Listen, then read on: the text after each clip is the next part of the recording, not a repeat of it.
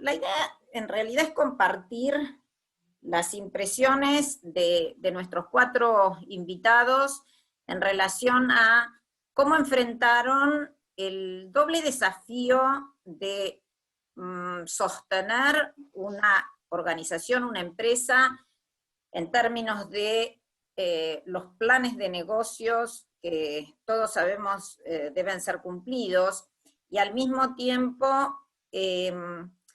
atender todos los requerimientos humanos que entendemos se ampliaron a raíz de, bueno, la pandemia, ¿no? Que según, evidentemente, las distintas actividades y las distintas organizaciones tuvieron distinto impacto, pero bueno, estos 2 frentes, sobre todo pensando en nuestra, digamos, en nuestra formación UCA, que es una formación técnica, pero al mismo tiempo humanista, entendemos que todos los CEOs tienen como esas dos grandes frentes que atender, ¿no?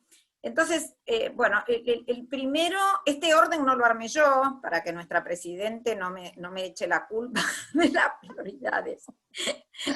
Me vino dado. Bueno, Peristán y yo. En este día tenemos el enorme privilegio de que todos los CEOs convocados son graduados UCA, y más allá de después haber completado carreras académicas en otras universidades, pero su origen es UCA. Y bueno, el primero para compartir su experiencia en este sentido es Patricio Supervielle. Patricio es licenciado en Administración de Empresas de UCA y es presidente y CEO del grupo Supervielle. Así que bueno, por supuesto todos los currículums son muchísimo más extensos, pero acá tenemos de parte de Tristán la instrucción de que las cosas no pueden durar más de 70 minutos, porque si no la gente empieza a irse, así que en honor a la brevedad hacemos currículums muy sintéticos. Así que bueno, Patricio, te súper agradecemos tu participación, y bueno, y nos interesa saber mucho justamente en relación a tu sector, que es el financiero. Bueno, muchas gracias, Alicia, y muchas gracias por esta invitación. Yo le voy a dar una respuesta que para mí es cómo respondimos a esto, fue una respuesta cultural. Y me voy a referir a un autor que me gusta, un sociólogo israelita, Yuval Harari, que conocido por los libros, por algunos de los libros como Sapiens o Homo Deus, donde sostiene que las empresas son un conjunto de mitos, creencias, ideologías. Entonces, ¿cuál es la conexión de estos conceptos con una empresa en el marco de una pandemia? ¿Por qué las creencias e ideologías son importantes? ¿Estas ideologías son consistentes con nuestros valores? ¿Nos provocan a que nuestra gente tenga la pasión de venir a trabajar y vencer el miedo que puede generar una pandemia y tener un sentido de propósito de lo que están haciendo? ¿Nos ayudan a responder a una crisis inesperada como la pandemia? Entonces, hago un poco de historia. Nosotros hace 2 años teníamos una campaña de marketing en el banco que decía: lo importante está afuera del banco, combinado con superate, Supervielle. Ese era el mensaje. Era un mensaje a nuestros colaboradores y clientes, buscando desestructurar cualquier solemnidad que podía tener el banco y resignificar el propósito que tenemos como empresa, procurando inspirar a nuestros empleados, clientes, reguladores y stakeholders a dar el siguiente paso y a superarse. La campaña que tenemos ahora, nueva, pensada antes de la pandemia, se llama Human Banking, digamos. Y el mensaje también es: busca ofrecer, en un mundo cada vez más tecnológico, un delicado equilibrio entre las máquinas y el asesoramiento vital que dan nuestros empleados a los clientes, siempre con respuestas que digamos, hagan que el cliente esté en el centro de nuestro accionar. Yo creo que estas campañas reflejan un aspecto de nuestras creencias o cultura, como dice Harari, y voy a intentar reflejar ahora cómo esta cultura nos ayudó a enfrentar esta pandemia, esta cosa inesperada que tuvimos. El 12 de marzo, 7 días antes del confinamiento que nos ordena el gobierno, nosotros decidimos actuar en 4 frentes. Cuidar a nuestra gente y a nuestros clientes, asegurar la continuidad de las operaciones, tener altos niveles de liquidez y un adecuado capital para enfrentar un futuro incierto y acelerar la digitalización en el contexto de una nueva normalidad. En estos primeros días frenéticos se tomaron medidas heroicas y solo voy a mencionar algunos ejemplos. En 72 horas logramos que todo el edificio corporativo central y la mayor parte de la red de sucursales pase a modo home office, o sea, utilizando herramientas de teletrabajo. Organizamos en cada sucursal 2 equipos, rotando cada 15 días. Implementamos protocolos COVID, incorporando personal médico a nuestro equipo de gestión de crisis. Buscamos mucha contención en nuestra gente, proveyendo servicios online de terapia, yoga, gimnasia, nutrición, seguimientos de médicos in-house, fuerte utilización de nuestra red social corporativa, con muchos videos, mensajes de los jefes, generando empatía. También potenciamos nuestro campus virtual, que tiene cientos de cursos. Teníamos también un desafío de mantener la continuidad de las operaciones, es decir, que el banco siga funcionando, que cumpla con su misión con los stakeholders y que, por supuesto, cumpla las regulaciones continuas que nos daba el gobierno. Entonces, dentro de esos desafíos, el banco atiende a 800.000 adultos mayores, un público de riesgo en esta pandemia. Además, en Argentina tenemos un desafío cultural adicional, que es una economía donde se utiliza mucho efectivo. Es decir, para un banco significa que muchos clientes, en particular los adultos mayores, venían en forma insignificativa al banco a cobrar el efectivo del cajero humano, lo cual es absolutamente una locura en una pandemia. Entonces esto nos desafió a reinventarnos. Movimos 72 cajas rápidas o ATMs biométricos que teníamos en la sucursal, los movimos a la lobby de 24 horas. Distribuimos a domicilio más de 300.000 tarjetas de débito. Esto lo hicimos en 3 semanas. Potenciamos a nuestro app de jubilados con nuevas funcionalidades como blanqueo de PIN remoto o generación de códigos de extracción para que cualquiera pueda cobrar en un cajero de la red nacional. Y también para las empresas hicimos muchas adaptaciones que fueron dramáticas, como importantes mejoras digitales en muchos frentes, como el app de cheques para emprendedores y pymes, que lo mejoramos, lanzamos un servicio de e-checks nuevo, o servicios digitales nuevos para comercio exterior. Esos son algunos ejemplos, y yo me paro aquí. ¿Qué es lo que nos permitió movernos tan rápido y adaptarnos a una aceleración de la adopción digital de todos nuestros clientes?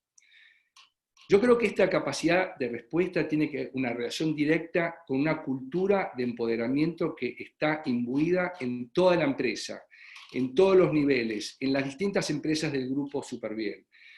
Nosotros vamos a una organización horizontal, donde los jefes no fijan metas, sino que en realidad actúan como evangelizadores y facilitadores. Esto se puso, por ejemplo, en práctica cuando hace 2 años nosotros iniciamos la formación en ese momento de 25 células ágiles para acelerar la transformación digital. Hoy son 60 células ágiles. Estas en el Banco Superviel. Estas células multidisciplinarias contienen gente de negocio, de tecnología, de diseño, que trabajan codo a codo en función a lo que escuchan del cliente. Y bueno, esto se compara con lo que era antes los departamentos de tecnología, donde eran proyectos que duraban años, porque era como el lanzamiento del cohete a la luna. Ahora son micro lanzamientos donde se aprende rápido y se vuelve a corregir. Estas células tienen completa autonomía decisoria y no reciben órdenes de la alta dirección, son completamente autónomas. Entonces, personas empoderadas y tecnología con un propósito común, lograr servicios ágiles, sencillos y cordiales es lo que hace único a nuestro banco, es lo que hace único a nuestro human banking y creo que son un reflejo de nuestra cultura. Yo creo que esto fue lo que nos permitió responder a los desafíos de esta pandemia de la forma que lo hicimos.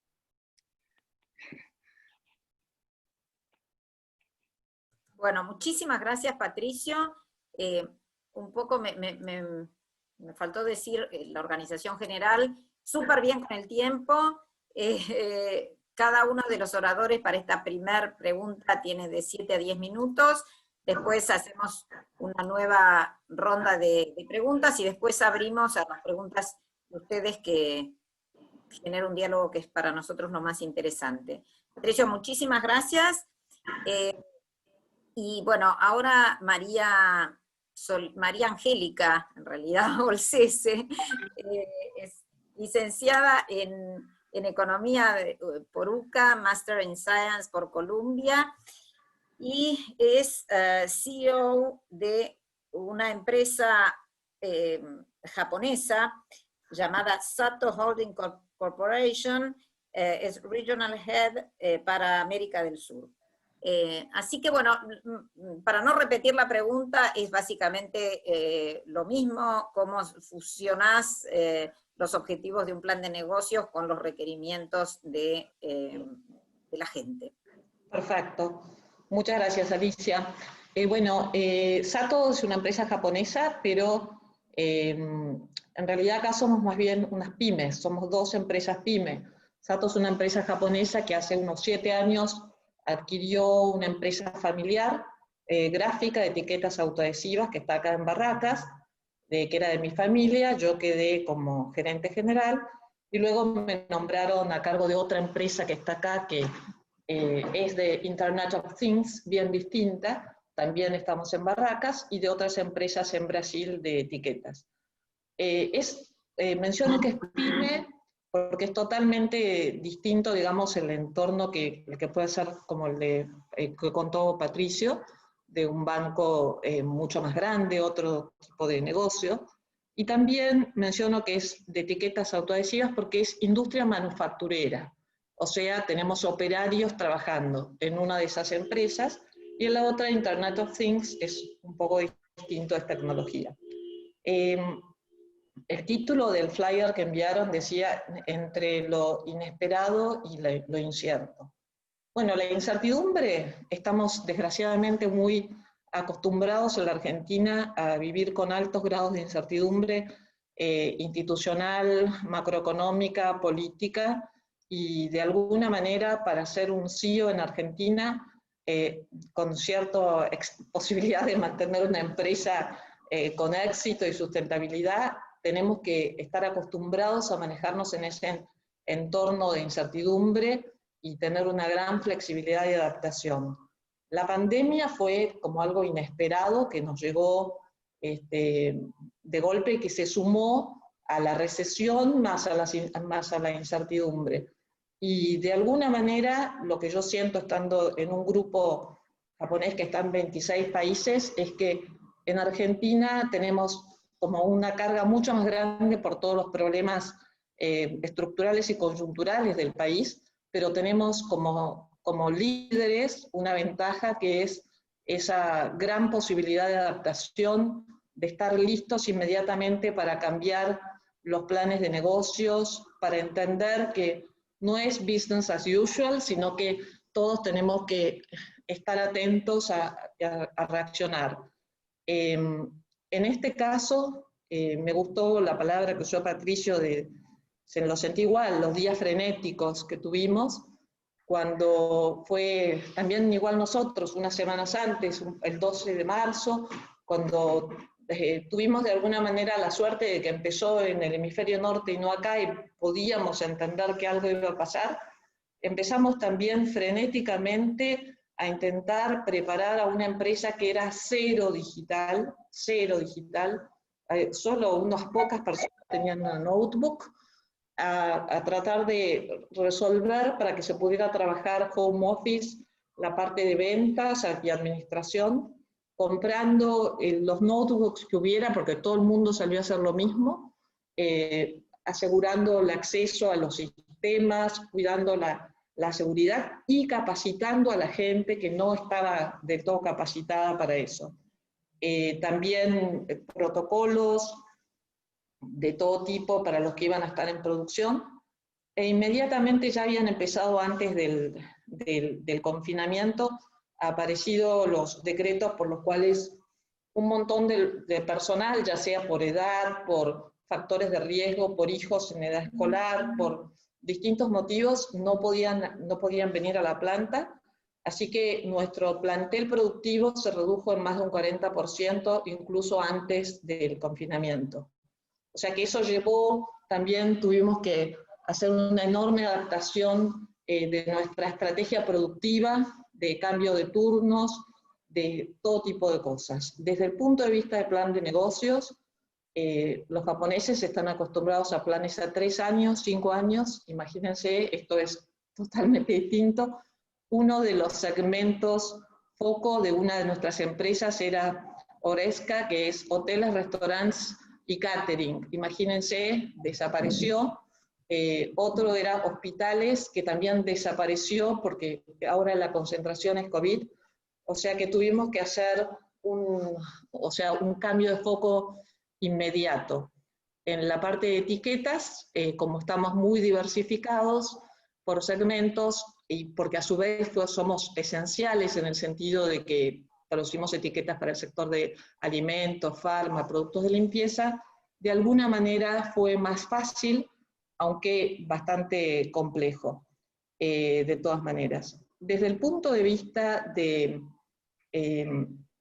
cómo tuvimos que actuar, y bueno, la regulación es clave, los aspectos financieros son absolutamente clave, hay que tener una buena caja, sin ninguna duda, porque las oportunidades, la estrategia acá también es oportunística, no solo hacia dónde vender, sino cómo cubrirse, cómo poder asegurarse la materia prima, o sea, estrategia de compras, estrategias de distinto tipo.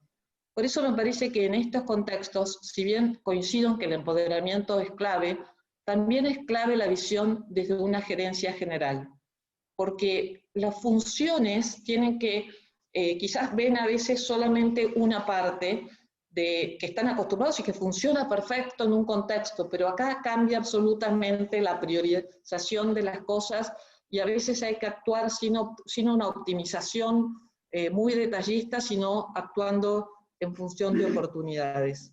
Los cambios de precios relativos son gigantescos, a veces son transitorios, a veces pueden quedarse en el tiempo y tenemos que cambiar toda la estructura. Desde el punto de vista de la gente, bueno, al ser una pyme es mucho más fácil en un punto, porque, y creo que la palabra confianza acá es clave. Clave en distintos aspectos. Por un lado, para mí fue muy importante la confianza del headquarter, en cuanto a que pude hablar con el CEO, con el CFO y decirle, miren, acá tenemos una situación que la conocen, pero aparte la Argentina, necesito una total libertad para poder manejarme como consideremos que tenemos que manejarnos acá. Y eso es fundamental, sin pedir permiso, sin distintas cosas, actuar. Con nuestros empleados también fue absolutamente importante la confianza. Creo que eso está dado porque hay como una reputación de que durante años siempre hemos cumplido con la palabra, que también pueden confiar en lo que les decimos y en confiar en que tenemos la mejor de las voluntades y las intenciones, y a su vez confían en que el criterio que estamos tomando va a ser bueno para la empresa, y si es bueno para la empresa también es para ellos. Ante este contexto, por supuesto, surgían otras preocupaciones como, por supuesto, la económica. La empresa va a poder seguir pagando los sueldos, sí, informar inmediatamente que sí, que eso es posible, que no va a haber inconveniente, que como siempre van a cobrar el último día del mes. En la sanitaria, por supuesto, donde evidentemente fue una preocupación enorme, y ahí tomamos, por supuesto, todas las personas que tenían algún factor de riesgo, o edad, todos en sus casas, y logramos, por otro lado, cambiar los protocolos y ser sumamente estrictos con ellos ante cualquier caso de, no sé, después, durante la trayectoria, de un caso sospechoso de COVID, de un familiar, de alguno que estaba presente, si no, o sea, normalmente no conseguían que le hagan el test rápidamente, la empresa nos ocupábamos de mandarle a la casa que le hagan el test al familiar, a ellos, a todos, manteníamos todo con la mayor de las certezas, o sea, no hay certeza, pero cuidando reducir el riesgo lo más posible y comunicándolo, para dar también una tranquilidad. Para la gente que trabaja en la casa, también la comunicación es muy importante, fue para nosotros muy importante. Tuve la enorme suerte de contar con gerentes y mandos medios con un compromiso impresionante, tanto los que están en la planta como los que están en sus casas, ayudando en todo, desde capacitándolos en la tecnología para que se puedan conectar, como ayudándolos, la responsable de personal en la emisión de los permisos al operario, asegurando que nadie use transporte público, sino coordinando, ya sea reembolsando viáticos o coordinando otro tipo de transporte para el que llega a planta, proporcionando no solo una notebook o auriculares, sino, no sé, necesitas una silla más cómoda, una silla, luz, no sé, lo que fuera, para tratar de mantener eso. Creo que ese enorme compromiso de la gente de los gerentes, ayudó muchísimo, y hoy la verdad que estoy muy contenta y muy orgullosa de tener el equipo que tenemos, y seguimos trabajando, o sea, con un plantel súper reducido que, como no lo podemos ampliar, de repente trabajan doble turno, digamos, o 12 horas, a efectos de poder cumplir con nuestros clientes. Y porque cuando hablaba de confianza, creo que ese es otro punto. Hablé de la confianza desde arriba, la confianza también con de los empleados en la empresa, y también es muy importante la confianza horizontal, en el sentido con clientes y con proveedores. O sea, entender todos que estábamos en una situación especial y que, bueno, hay confianza, sé que me vas a pagar porque cuál es la situación, te entrego, voy a mantener tu operación. Lo mismo con los proveedores.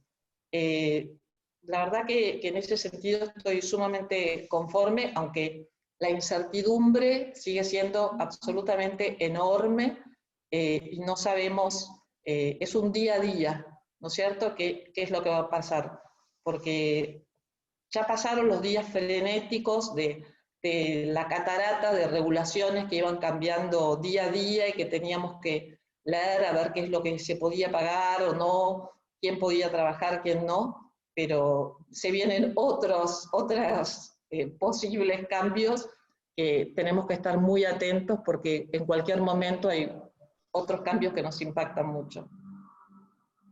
Bueno. Muchas gracias, Sole. Realmente un placer escucharte. Bueno, ahora es el turno de Pablo Razore.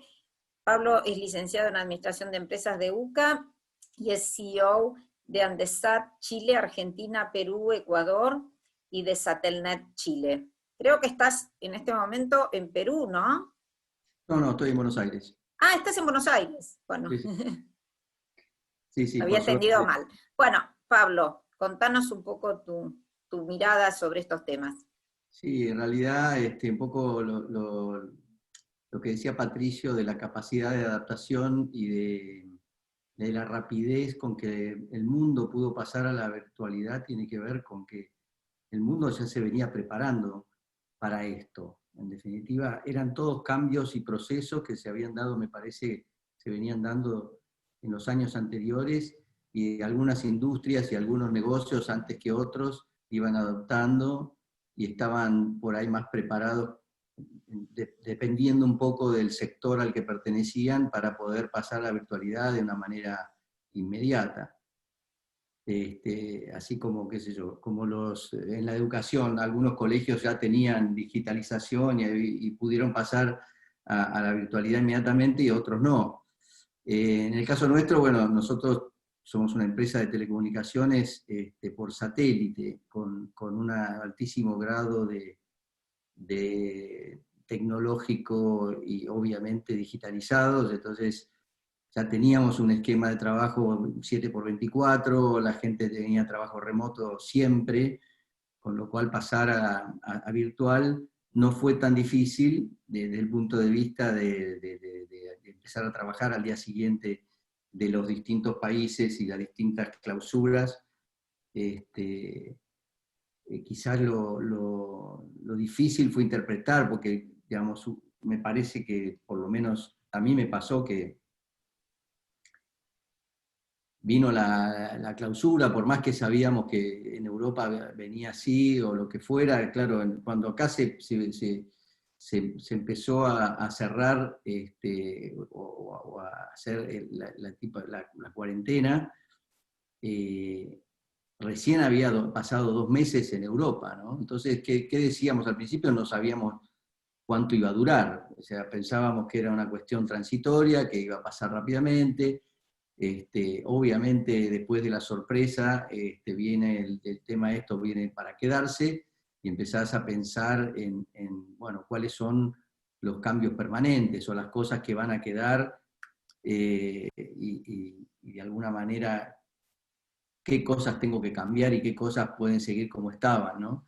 Teniendo en cuenta que mucho de esto, digamos, de esta virtualización nosotros ya la teníamos asumida. Igualmente creo yo que, bueno, no sé si después vamos a hablar un poco más del impacto en la gente, yo creo que ahí da para hablar bastante. En el caso nuestro, nosotros somos una de estas empresas que tienen algún privilegio en este sentido, porque digamos, lo que sí se puso de manifiesto con esta crisis, con esta pandemia, fue la necesidad de la conectividad, ¿no? Y nosotros estamos en el rubro de conectividad hacia los lugares donde no hay. Y digamos, tanto no hay desde el punto de vista de la gente, digamos, los servicios residenciales, como desde el punto de vista de aquellas empresas que tienen operaciones totales o parciales fuera de las redes de telecomunicaciones tradicionales y físicas. Entonces ahí la criticidad del servicio juega un rol importantísimo, la posibilidad de seguir desplegando compromisos para empresas que tenían previsto mejorar o cambiar o adosar nuevas localizaciones satelitales, nos encontramos con el problema de la imposibilidad de ir a instalar, y estas instalaciones son, qué sé yo, por ahí en un fiordo en el sur de Chile, en donde se tarda 4 días en llegar, tomando un barco y dos lanchas. Entonces no es una cosa así fácil, y menos en Perú, por ejemplo. Nosotros nos dedicamos mucho a nichos, no estamos en el gran volumen, sino que estamos en nichos como, por ejemplo, el despliegue de redes de celulares para zonas rurales.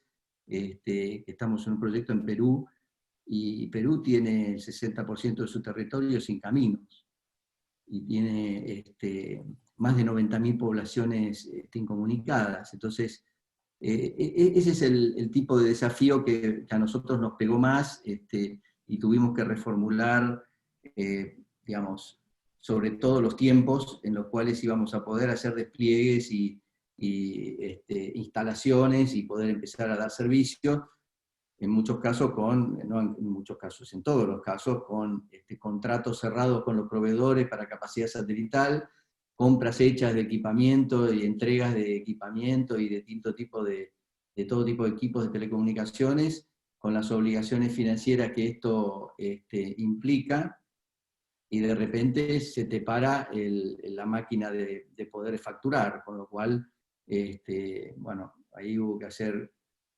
el típico malabarismo argentino que nos ayuda a veces a reaccionar rápido, y Y bueno, por suerte, por ejemplo, en Chile hubo una muy buena reacción del gobierno a nivel de apoyo crediticio para las empresas.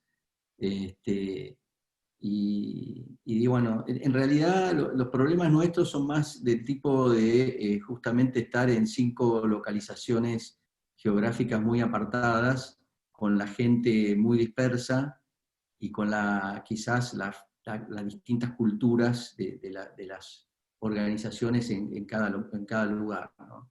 Y ahí nosotros habíamos venido trabajando de antes en buscar la manera de hacer que 5 empresas separadas constituyeran verdaderamente un grupo, y que utilizaran las sinergias que se pueden generar de trabajar en cosas parecidas, pero no exactamente iguales, aplicando soluciones de un lado para el otro.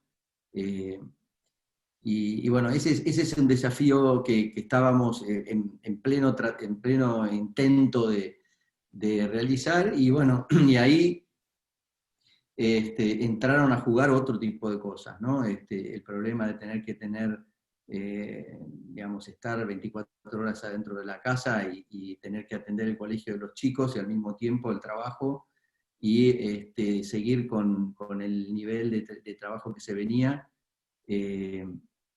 La aparición de los miedos, de las ansiedades, de las angustias, la enfermedad. En el caso de Perú tuvimos mucha gente con familiares enfermos.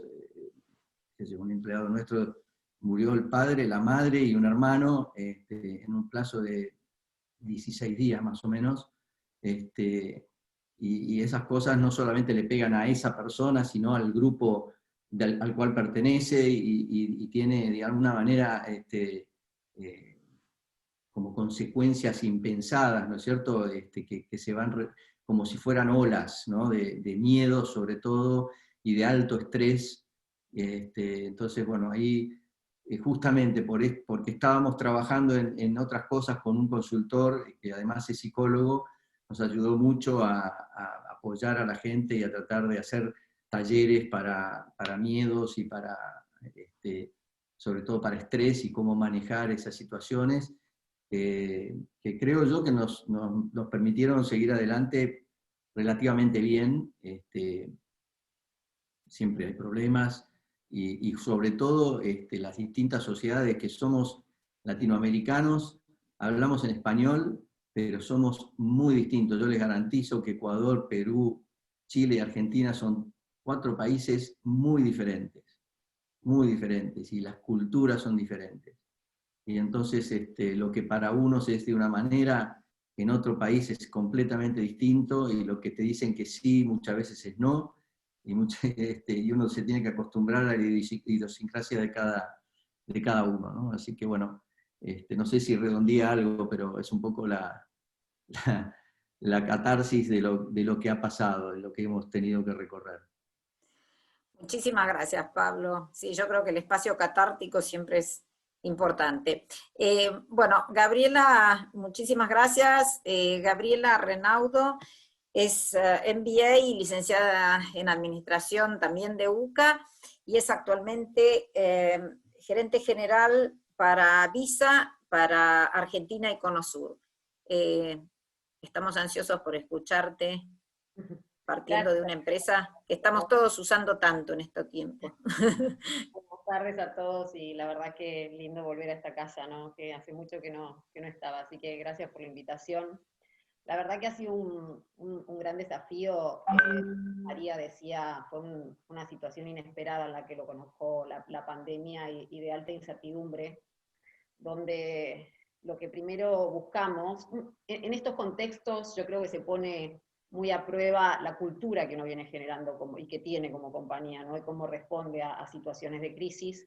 Entonces lo primero que nos planteamos, teniendo la ventaja de ser una compañía global que está presente en 200 países como Visa, de ver un poco lo que venía pasando, ¿no? Porque esto arranca ya en China en enero, se empieza a expandir por Asia.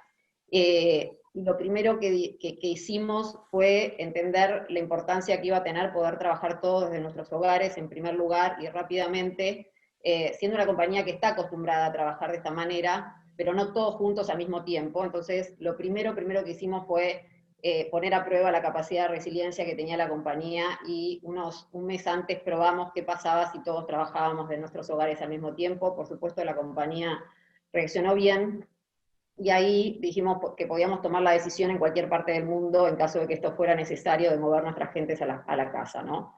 Eso como contexto, para contarles un poquito del detalle de cómo se tomaron las decisiones, pero luego dijimos, bueno, a ver, ¿cuáles son nuestras prioridades, ¿no? Como compañía, y ahí surge esto de cuál es nuestro rol como líderes, ¿no?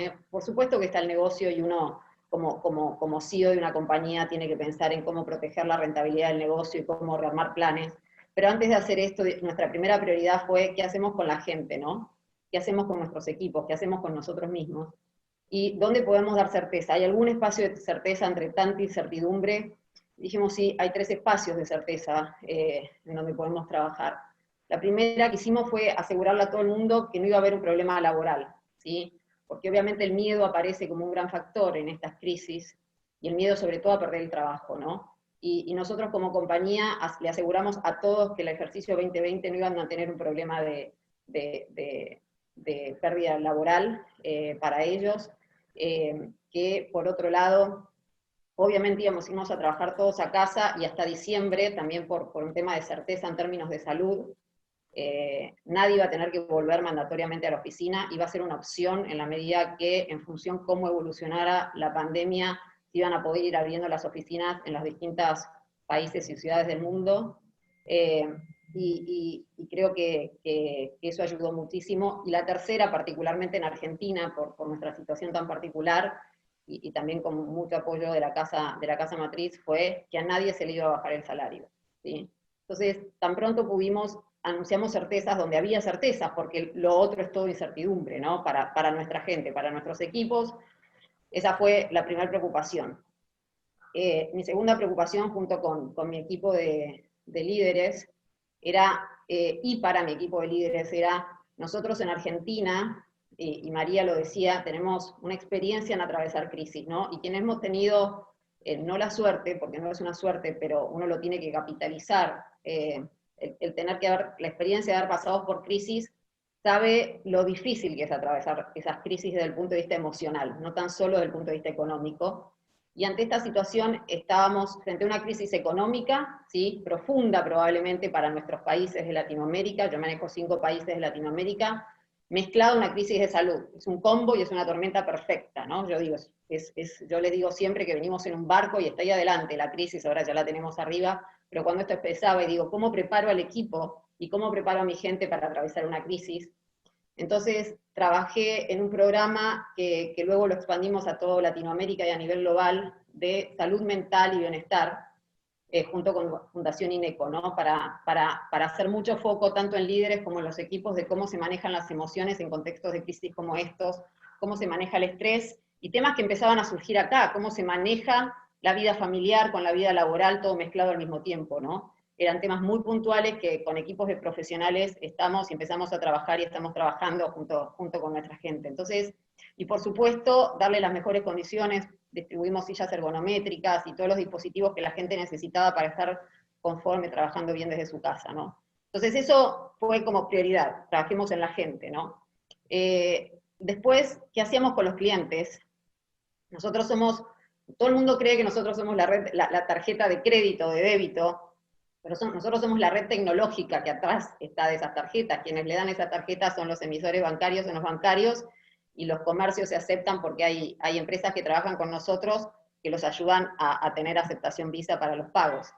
Entonces, ¿qué hacemos con nuestros clientes? ¿Cómo le damos apoyo ante una situación tan única como se estaba dando? Que para que tengan un poquito de magnitud de lo que estaba pasando ahí cuando arrancó la pandemia y continúa, estábamos viendo que empezaba a darse lo que esperábamos en términos de digitalización de los pagos, en esos días, lo que esperábamos en los próximos 2 a 3 años. O sea que el volumen de cambio, la velocidad de cambio era gigantesca, ¿no? Entonces ahí era cómo apoyamos a los emisores, cómo apoyamos al comercio y cómo apoyamos al consumidor. El consumidor estaba desde su casa, y muchos de ellos por primera vez estaban consumiendo online, con lo cual la decisión fue, ok, si vamos a salir a comunicar algo, que sea algo para ayudar, no simplemente para hablar de la marca, porque porque creíamos que era mejor no hacer nada en ese contexto, ¿no? Si uno no sale a hacer para simplemente decir, era mejor no salir. Y esa fue la otra decisión como marca de cualquier comunicación que saliéramos a hacer al mercado iba a ser para ayudar. Empezamos con campañas de ayuda al consumidor para entender cómo comprar en e-commerce, y la segunda campaña fue de ayuda a las pymes, una de nuestras grandes preocupaciones a nivel global, y por supuesto en Argentina y en Latinoamérica en particular, y es cómo las ayudábamos a digitalizarse, ¿no? Nuestras pymes realmente no están digitalizadas, les es muy difícil, se han ido adaptando a lo largo de estos meses, muchas de ellas, pero bueno, había que cerrar convenios con distintos partners con los que nosotros trabajamos para que ellas pudieran vender mucho más fáciles por WhatsApp, sin tener una red, una página web, ¿no? Por WhatsApp, por sus redes sociales, así que ahí creamos toda una campaña para eso, ¿no? Y también del lado de la comunidad, como empresa global y líder, ¿qué hacíamos con la comunidad? Y ahí, obviamente, en el caso de Argentina en particular, ayudamos a todo lo que es, nos sumamos a todo lo que es Seamos Uno y Cáritas, y a nivel global destinamos un fondo de unos $200 millones para ayudar a las pymes en los próximos 5 años. Por supuesto eso desde los frentes que eran nuestra prioridad en primer lugar, ¿no? Y luego a trabajar en qué hacemos con nuestros planes de negocios. En estos contextos quiero decirles que los planes uno los rompe y vuelve a arrancar, ¿no? Y dice, bueno, ¿qué de esto ahora me queda para de tanta incertidumbre, ¿no? Entonces armamos planes muy de cortos, de pandemia, decir, ok, por función, cuáles son las prioridades en las que tenemos que focalizar, y esos planes se revisaban a diario al principio, y luego cada 2 días, ¿sí? 2 días por semana, perdón, a medida que fuimos pasando la pandemia, teniendo muy claro, todas las semanas había que hacer ajustes, o a veces todos los días había que hacer ajustes al principio de la pandemia, pero lo que nosotros no podíamos fallar es en esa seguridad y confianza que damos como marcas para que el sistema de pagos en Argentina no se caiga.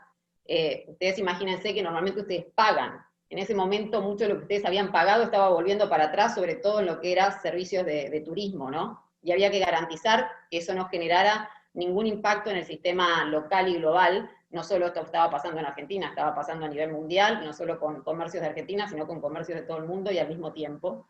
Y en paralelo todo el mundo tratando de consumir en e-commerce, y eso tenía que funcionar mejor que nunca. Entonces, ese fue un gran trabajo del equipo, y donde también nos focalizamos en ver cuáles eran esas prioridades del negocio, donde nosotros no podíamos fallar desde el punto de vista operativo y comercial, ¿no? Así que en eso trabajamos, pero yo creo que lo más importante en este contexto es qué hace cada uno de nosotros como líderes, ¿no? Y lo que dijimos es, y creo que muchos de ustedes, María, Patricio, Pablo, lo planteaban es, cómo estamos cerca, ¿sí? Cómo somos auténticos, ¿sí? Cómo nos ponemos en el lugar del otro. O sea, en este momento es donde se pone muy a prueba nuestro rol como líderes, ¿sí? Y la idea fue estar sobrecomunicados, ¿sí? Sobrecomunicados. O sea, desde el CEO global, el CEO de Latinoamérica, yo y cada uno de mis líderes del equipo de líderes acá en el Cono Sur,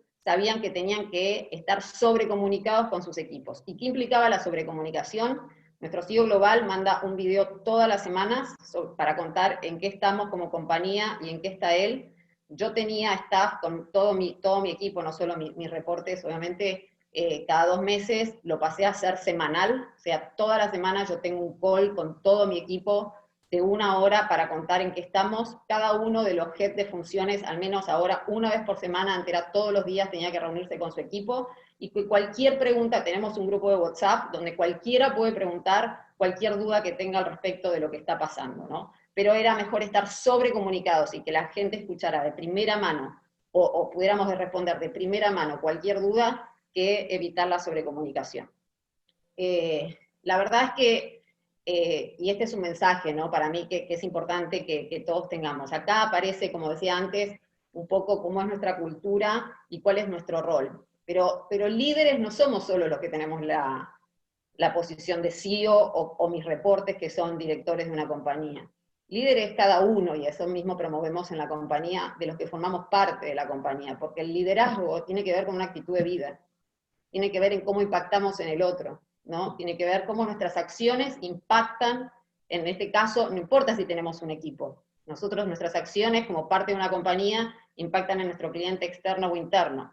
Y creo que ahora, más que nunca, el empoderamiento y el asumirnos líderes y que nuestras acciones y que lideremos con el ejemplo, con comunicación abierta, construyendo diálogo y haciendo cuando hay que hacer, ¿sí? Y si no es preferible no decir nada, pero si uno sale al mercado a decir algo, salir con un propósito, creo que es más válido que nunca, ¿no? Pero yo insisto, creo que el rol de los líderes en este contexto es fundamental y hemos apuntado fuerte a eso, ¿no? Pero bueno, toda nuestra gente está empoderada para asumir su rol de líder y saber que lo que hace tiene impacto tanto en los equipos de trabajo internos como en nuestros clientes y en las comunidades donde trabajamos, así que eso más que nunca lo hemos puesto muy adelante, ¿no? Bueno, muchísimas gracias, Gabriela, la verdad, interesantísima tu visión y tu impronta tan centrada en la persona y en los miedos, ¿no? Que creo que es un sentimiento que a todos nos atacó en mayor o menor medida. Bueno, a ver, vamos a empezar a fusionar algunas preguntas que me parecen interesantes. Quizás una de ellas que va dirigida a los cuatro, las pueden ir respondiendo en el mismo orden que esta primera.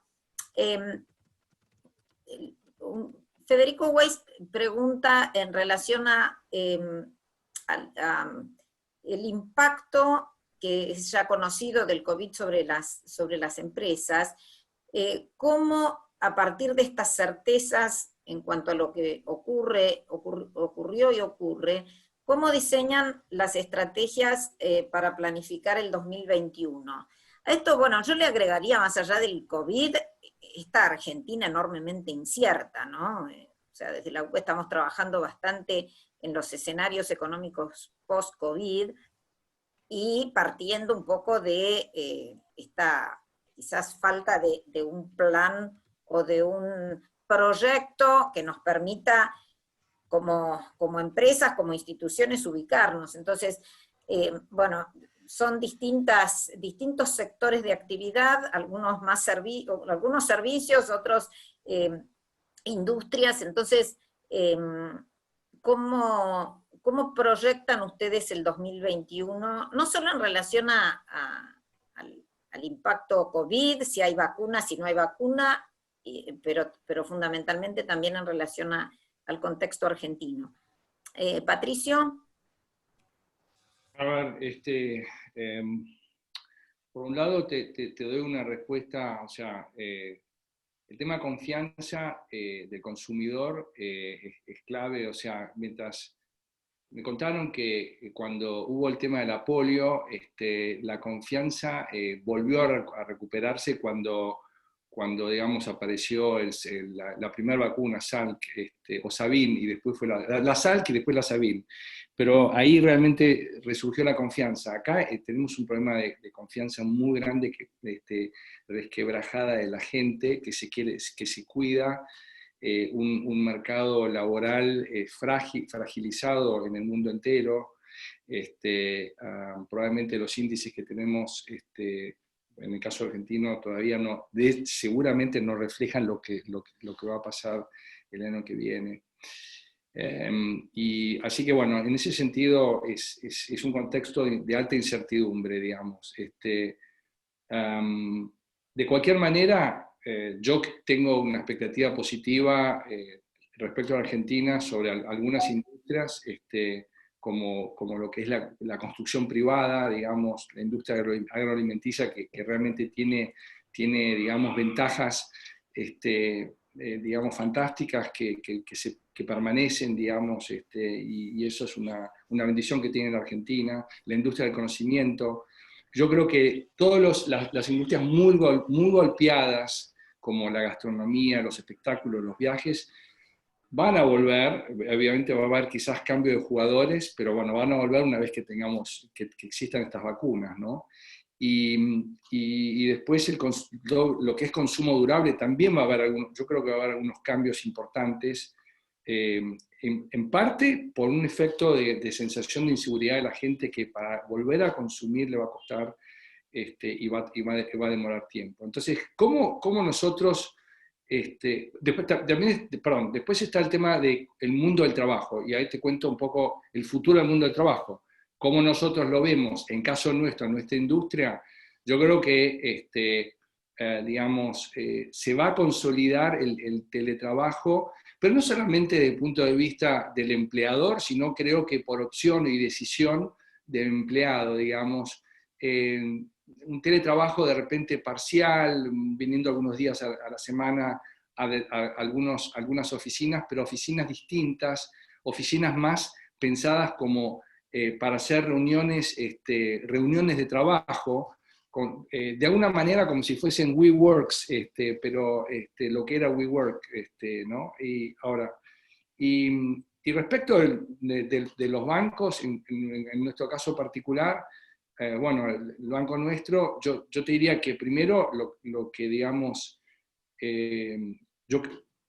hay una sensación, esta sensación, digamos, de incertidumbre respecto del futuro económico. Digamos, lo que hace es que nosotros los bancos en general lo que estamos haciendo es, estamos generando reservas continuas contra malos créditos futuros potenciales. Esto es un problema a nivel global. Todos los bancos del mundo están haciendo gigantes reservas, previsiones, como para cubrirse, digamos, de eventuales situaciones de no pago de los clientes. Pero bueno, la vida continúa, hay digamos, una industria que a nivel mundial se está transformando. Entonces la pandemia lo que hizo fue acelerar, entonces esto va a continuar, y la adopción digital, digamos que se aceleró muchísimo en la pandemia, como dijo Gabriela, digamos, en el caso en medios de pago, digamos. Esto va a incluir también, y de hecho ya incluye los segmentos más reacios, como los adultos mayores. Las tecnologías creo que van a ser cada vez más amigables, inteligentes, intuitivas. También nosotros pensamos y valoramos muchísimo el trabajo de lo que se llaman las fintechs, que son pequeñas compañías tecnológicas que desarrollan servicios a un pequeño aspecto, a una interacción determinada, digamos. Entonces, esas fintechs, yo creo que de hecho en el mundo pasa, nosotros también, nosotros nos hemos aliado con algunas fintechs como precisamente para mejorar nuestra propuesta de valor, y yo creo que esto va a continuar. En fin, no sé, digamos, hablando de medio de pago, creo que las billeteras digitales van a ser un punto común de todos los bancos, y de hecho nosotros estamos haciendo lo mismo. Hay muchos bancos que se han lanzado a una billetera digital para competir con Mercado Pago, digamos, la billetera sistémica.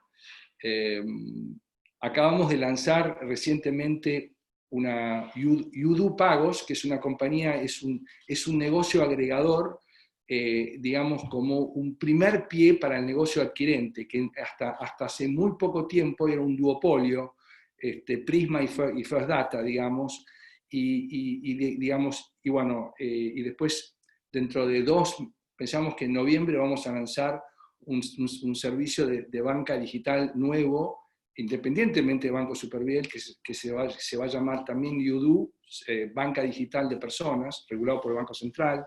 En fin, estamos en pleno, digamos, todo lo que es digital, nosotros estamos en una onda digital en el grupo, y continuamos esa onda, lo vemos como un ecosistema que, digamos, que integra nuestros distintos servicios. Tenemos un broker online digamos, que se va a conectar con la parte de seguros digitales. También tenemos un marketplace de autos.com. Entonces, todo ese ecosistema para nosotros es tremendamente importante conectarlo, digamos, y en eso estamos. Esa es un poco la evolución. Una síntesis de humanismo y tecnología, la síntesis perfecta para Harari, que lo ponía... Es que los bancos y los grupos financieros son un actor súper relevante en la vida económica de un país, y este es un momento tremendamente de alta incertidumbre, y bueno, tenemos que cumplir lo nuestro. Bárbaro, Patricio, muchas gracias. María, vos comentaste que además de las etiquetas, el grupo incluía una empresa de inteligencia artificial, ¿no? No, de Internet of Things, que es como... IoT. Sería, viste, lo que sería Sí, la sí. conexión de Domótica. claro, no, y también, por ejemplo, radiofrecuencia, trazabilidad, código de barras, colectores de datos, ¿sí? Y eso, bueno, relacionado con distintas industrias, desde, por ejemplo, lo que podría ser electrónica, hasta trazabilidad en todo tipo de industria manufacturera o hospitales, no sé, las pulseras, a cualquier tipo de... El grupo tiene en Japón y en el mundo un montón de aplicaciones específicas para distintas industrias, y acá nosotros adaptamos aquellas que nos parecen apropiadas para nuestro mercado, que por supuesto todavía es bastante limitado, pero oportunidades hay. Y como vos preguntabas también respecto a qué cambios hay hacia adelante, y bueno, creemos que vamos a seguir con mucha incertidumbre, no solo por la pandemia, sino por la situación política, económica y demás, y que por eso vamos a tener que seguir con planos de muy corto plazo, oportunísticos.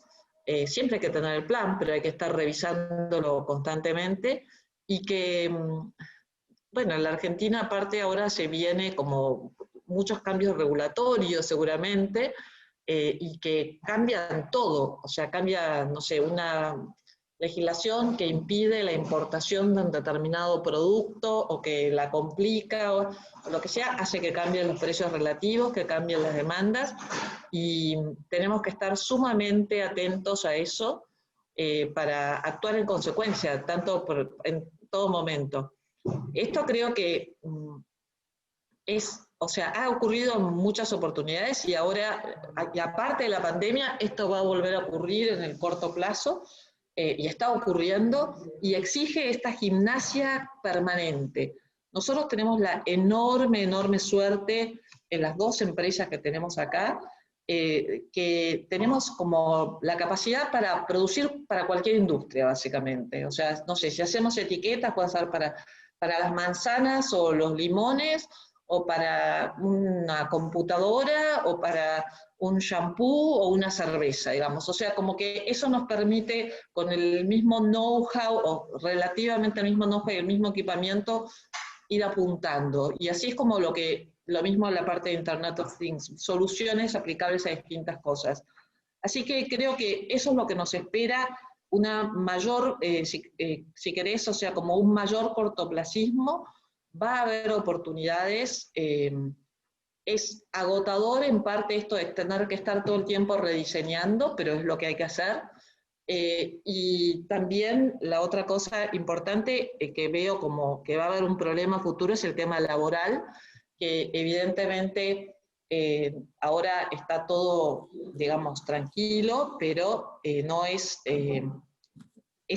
muy sustentable un país con una legislación como la que tenemos, y eso va a generar en algún momento problemas, ¿no es cierto? Por otro lado, cuando hablábamos antes, justo antes de que empezara esta reunión con vos sobre el tema de los servicios, vos contabas de la universidad que lanzaba programas afuera. Creo que o sea, pudiendo exportar servicios, aún al tipo de cambio oficial, sigue siendo un muy buen momento, que es algo que también queremos explorar. Y respecto del tema de la situación de la gente, el estrés de la gente, el estrés y los problemas de salud, nosotros notamos algo bastante impresionante, que es que están mucho mejor los que vienen a planta que los que están en home office. O sea, los que vienen a planta vienen, salen, tienen un compromiso, sienten que son trabajadores esenciales, están haciendo algo, están súper cuidados. A su vez, por supuesto, hacemos algunos, si querés, atenciones especiales, como, no sé, un extra por la comida, extra algún regalo, distintas cosas. Y los que están en la casa hay de todo, gente sumamente estresada. No es un comentario feminista, pero creo que las mujeres se manejan mucho mejor que los varones en general. Cuando tenemos los Zoom, por ejemplo, que están los chicos dando vuelta, hay un niño dando vuelta y una mujer se lo pone en brazos y sigue hablando. El varón a veces está desesperado, que lo quiere callar, le desespera, le explicas, mira, es un niño, no pasa nada, pero es como que eso también a veces, no digo en todos los casos, pero en muchos casos genera también mucho estrés, y creo que es un desafío, si esto continúa, no podemos seguir manteniendo a todo home office en este contexto porque no es del todo sano. Y un último comentario es que coincido con lo que planteó Pablo, que es muy distinto a las idiosincrasias de los distintos países. Nosotros tenemos negocios en distintos países de América del Sur y dos empresas bastante más grandes que las nuestras de acá en Brasil. Totalmente distinto. O sea, tanto del clima de negocios es totalmente distinto, por más que haya una situación de pandemia grave, pero es totalmente distinto también las perspectivas, ya está empezando la reactivación, es muy, muy distinto lo que está ocurriendo, y bueno, tenemos esto de lo inesperado y lo incierto. La incertidumbre en Brasil es mucho menor por los otros aspectos que nos están afectando muchísimo aquí, además de la pandemia que se sumó en esa tormenta perfecta que mencionó Gabriela. Sí. Bueno, gracias, Sole. Yo creo que efectivamente las dos palabras tormenta perfecta definen muy bien este tiempo. Pablo, vos comentaste que había cambios permanentes que podías ver que se avecinaban. Por ahí sería bueno que nos comentaran, en tu perspectiva, uno o dos que visualizás pueden venir después de esta pandemia. Sí, lo primero, digamos, a mí a nivel, por ejemplo, personal, ¿no? Lo que viene desde el punto de vista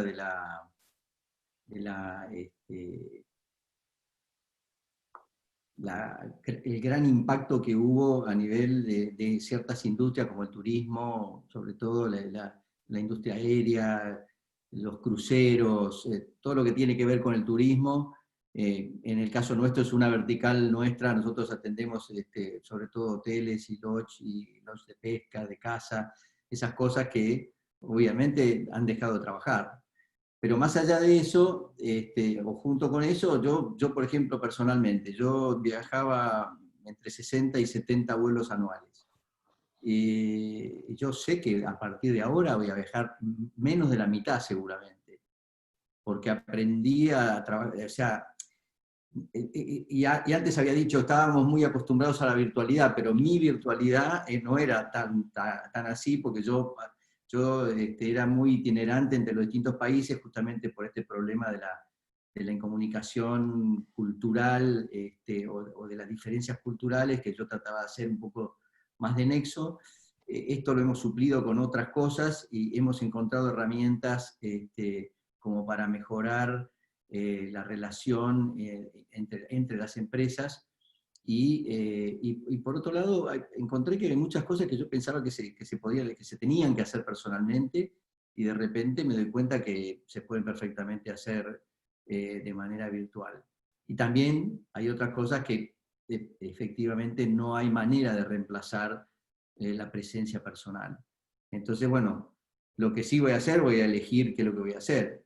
Y esto es, si lo extrapolás al resto del mundo económico, es lo que va a pasar, que dicen que hasta, por ejemplo, hasta el 2025 no se va a repetir, no se va a recuperar el tráfico aéreo que había en el 2019, con lo cual, digamos, se vienen cambios en eso, se vienen cambios, digamos, la recuperación de las distintas industrias y verticales van a ser diferentes, hay algunas que se van a recuperar y ya se han empezado a recuperar, y otras que van a tardar más tiempo, con lo cual en el caso nuestro estamos eligiendo o privilegiando los proyectos en los cuales básicamente nos generamos nuestra propia demanda y no dependemos tanto de cómo le vaya a una determinada industria. Y si, por ejemplo, digamos, igual que María, nosotros tenemos una compañía que hacemos desarrollos IoT para distintas industrias, muy focalizado en la producción de proteínas, pues estamos en el sur de Chile muy metidos en la industria salmonera, que por definición está aislada y apartada de los centros urbanos. Entonces ahí empezamos a hacer desarrollo para ellos, y ese es digamos, un camino que estamos tratando de potenciar, en vez de ponerle fichas por ahí a la industria de la construcción, o al petróleo, o a la minería, en donde van a tardar por ahí un poco más en volver a los niveles anteriores, ¿no? Así que nosotros, hablando de tormenta perfecta, además simplemente venimos de un año pasado en donde se nos cayó un satélite, que es mucho peor que una pandemia para el resto del mundo. Para nosotros fue una pandemia propia, ¿no? Se nos cayó un satélite y nos quedamos sin servicio en más o menos el 60% de la red nuestra, y tuvimos que, digamos, un año para olvidar, pensando que este año iba a ser el año en el que íbamos a olvidar. Bueno, nos tuvimos que dedicar a reinventarnos de otra manera también. Así que si sobrevivimos a esto también, creo que ya no nos mata nadie. Así que, Como dicen los árabes, golpe que no te quiebra la espalda, te la endereza. exactamente. Cuando se cae un satélite, ¿a dónde se cae? Bueno, en realidad aparentemente explotó. Lo que dicen es que pasó porque digamos, de hecho hay una filmación, el satélite, no sé si vieron la película Gravedad, Sí. donde hay una cantidad de objetos en el espacio que golpean a la nave espacial, no sé dónde estaban, bueno, esto es lo que se supone que pasó, un objeto que pegó en el satélite y lo hizo explotar. Y ahí, bueno, en realidad los satélites geoestacionarios están bastante lejos, con lo cual es muy difícil que eso pase. En realidad no, el último que había explotado había sido en el año 60, así que imagínate que ya los satélites no tienen ni siquiera seguros, porque una vez que están allá, a 36.000 kilómetros de distancia de la Tierra, es difícil que les pase algo. Bueno, en este caso pasó. Entonces ahora, más allá de eso, finalmente pudimos recuperar prácticamente todos los servicios en un tiempo relativamente corto, con un costo no relativamente bajo. Pero bueno, lo salvamos el tema, así que ahora... Bueno, 2021 tiene que ser vuestro año. Sí, veníamos pensando que era el 2020, pero bueno, este año cumplimos 10 años y pensábamos que era el año de redondeo, pero no, será el año que viene. Gabriela, un poco, ¿qué lecciones aprendidas en la pandemia les parecen válidas y aplicables en la pospandemia? Buena pregunta. Yo creo que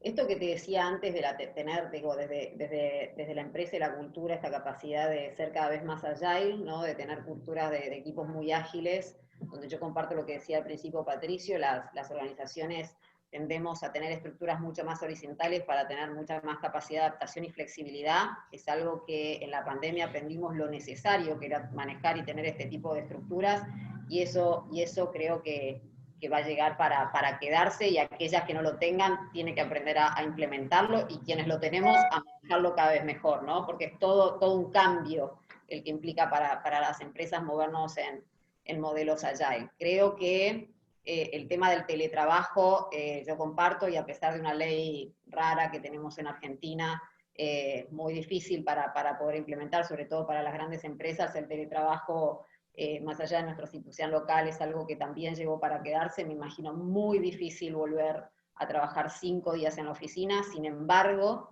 y como decía María, nosotros hacemos encuestas todos los meses de lo que llamamos encuesta de pulso, para ver cómo viene la gente. En las últimas le pregunté quiénes querían volver a la oficina, el 60% me dijo que al menos 1 o 2 veces quiere volver, ¿no? Y ya, ¿no?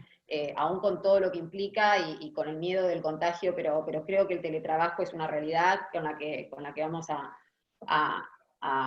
viene para quedarse. Creo que de las otras cosas que hemos aprendido en la pandemia, todos somos un poquito más tequis, ¿no? Y esta cuestión de la digitalización, los que nos creíamos tequis nos dimos cuenta que había cosas muchas que no sabíamos todavía y que nos faltaba aprender.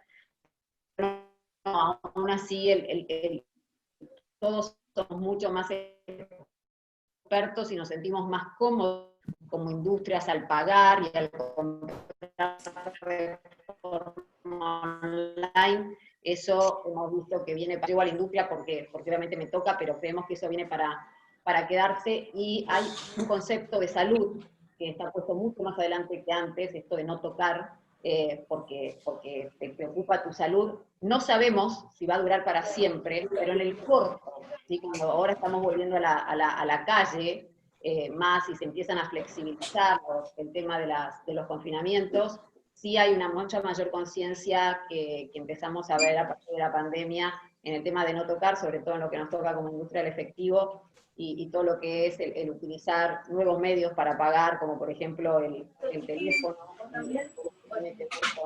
seguramente en un corto y no muy largo plazo IoT ya va a estar mucho más en nuestra vida, a pesar que todavía Argentina es muy incipiente en eso, pero sí pagar desde el teléfono como con mucho mayor uso para evitar el contacto, como punto importante en la experiencia del consumidor en el comercio, ¿no? Creo que es importante entender esto del rol que tenemos los líderes desde nuestro lado humano. Yo espero que quienes no lo tenían o lo tenían menos desarrollado, lo teníamos para meternos todos en la misma bolsa, hayamos aprendido la importancia que tiene esto, o estemos aprendiendo cómo ser más humanos, ¿no? Creo que si esta pandemia nos puso algo en evidencia es que se necesita mucha más humanidad, ¿no? Para salir adelante de situaciones tan críticas como las que estamos viviendo. Realmente yo personalmente creo que esta crisis recién está empezando, es una crisis larga, sobre todo para países como los nuestros, y que tenemos que estar preparados para dar respuestas a nuestros empleados y a nuestro entorno, a nuestro ecosistema en el que trabajamos, desde el lugar corporativo que nos toca, más allá de nuestro lugar, digamos, como ciudadanos, pero sí creo que ojalá la pandemia nos permita ser mucho más conscientes de ese rol que tenemos que tener como líderes, ¿no? Y de qué tan importante es como líderes actuar desde un lugar mucho más humanos en contextos como este, ¿no? Nada, eso es más personal, pero yo sí creo y espero que el mundo cuente con líderes más humanos a partir de esta pandemia, ¿no?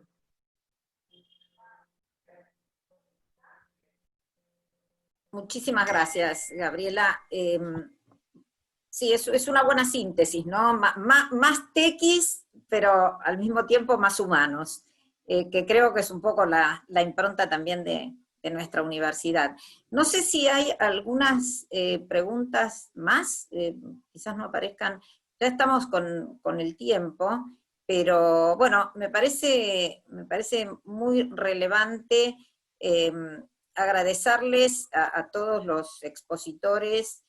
Nosotros tratamos de que este sea un encuentro, con lo cual si hay alguien que no haya formulado la pregunta a través de mensaje, pero quiera agregar algo, siéntase libre de hacerlo.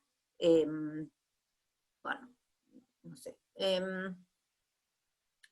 Tratamos siempre de ser muy cuidadosos con los tiempos, porque ustedes saben que estamos en un mundo donde todo cada vez es más corto. Las charlas TED tenían 17 minutos, ahora tienen 14, entonces, si bien nosotros pertenecemos a generaciones más acostumbradas a los tiempos un poco más largos, nos tenemos que ir acostumbrando. Pero bueno, nuevamente les agradecemos en el nombre del Centro de Graduados, porque yo acá estoy con mi sombrero de graduada junto con el Centro de Graduados. Les agradecemos muchísimo esta participación. La verdad fue súper interesante escuchar estas experiencias tan diversas, pero tan afines en el punto justamente de cómo cada uno en lugares distintos, industrias distintas y sectores distintos aplicó una receta que tuvo mucho que ver con un liderazgo fuertemente humano. Les recuerdo simplemente que y ahora sí hablo un poquito como decana, que para nosotros como facultad y como universidad es súper importante contar con el apoyo de los graduados, y esto no crean que es apoyo en términos económicos, sino este apoyo, esta cercanía que nos permite también diseñar carreras más acertadas, más aplicables al mundo y a las empresas a las cuales nuestros graduados van a orientarse para encontrar trabajo, para generar nuevas ideas. Yo creo que también todos estos desafíos hacen que tengamos una enorme necesidad de reinventarnos todo el tiempo, de innovar, incluso de equivocarnos, pero para tener toda esta dinámica tan contrapuesta a lo que es la dinámica regulatoria en materia de educación en nuestro país, necesitamos graduados que nos vayan, graduados en empresas, en digamos, organizaciones que nos ayuden justamente a nutrirnos de toda esta realidad para formar gente no solamente humana, sino mucho más preparada para este contexto. Así que, bueno, no sé si Cristina quiere cerrar. Despedirlos a todos, agradecer un montón a los presentes, realmente unas contribuciones muy importantes de los disertantes, pero también de quienes estaban escuchando, que a muchos de ellos ya los estaremos invitando para las próximas. Creo que, para que sepan, la próxima reunión va a ser, o el próximo encuentro, el 11 de octubre, lo vamos a confirmar en estos días, y probablemente lo que vamos a tener es a emprendedores sobre los temas tecnológicos, y les pedimos ayuda a las mujeres, que nos manden mujeres para este espacio, por favor, porque es lo que más nos cuesta trabajo, y queremos ponerlas en poder también. ¿Sí? Mil gracias a todos, presentes, disertantes, organizadores. Nos vemos. Muchas gracias por invitarnos. Muchísimas gracias y gracias. felicitaciones. Buenas tardes. Gracias Excelente a todos. panel. Excelente. Gracias. Muchísimas gracias. Chau, chau. Chao. Muchas gracias. Hasta luego, muchas gracias. Bueno.